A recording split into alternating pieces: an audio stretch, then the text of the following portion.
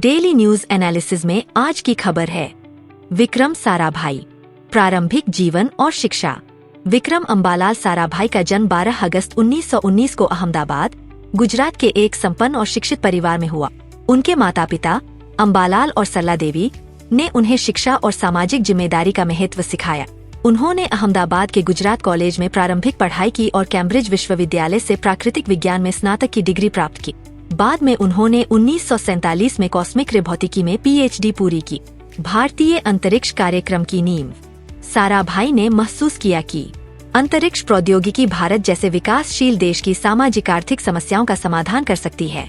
1962 में उन्होंने भारतीय राष्ट्रीय अंतरिक्ष अनुसंधान समिति यानी इनकोस्पार की स्थापना में योगदान दिया, जो आगे चलकर भारतीय अंतरिक्ष अनुसंधान संगठन इसरो के रूप में विकसित हुआ। उनके नेतृत्व में 1963 में Thumba equatorial rocket launching station से भारत का पहला रॉकेट लॉन्च किया गया। साराभाई के प्रयासों ने स्वदेशी उपग्रह प्रौद्योगिकी के विकास का मार्ग भी प्रशस्त किया, जिसके परिणाम स्वरूप 1975 में भारत का पहला उपग्रह आर्यभट्ट लॉन्च हुआ। अन्य महत्वपूर्ण संस्थानों की स्थापना साराभाई ने न केवल अंतरिक्ष विज्ञान में योगदान दिया, बल्कि अन्य क्षेत्रों में भी अपनी दृष्टि का परिचय दिया। उन्होंने 1947 में भौतिक अनुसंधान प्रयोगशाला PRL की स्थापना की। 1961 में उन्होंने भारतीय प्रबंधन संस्थान IIM अहमदाबाद की सह स्थापना की। विज्ञान को लोकप्रिय बनाने के लिए उन्होंने सामुदायिक विज्ञान केंद्र की भी स्थापना की।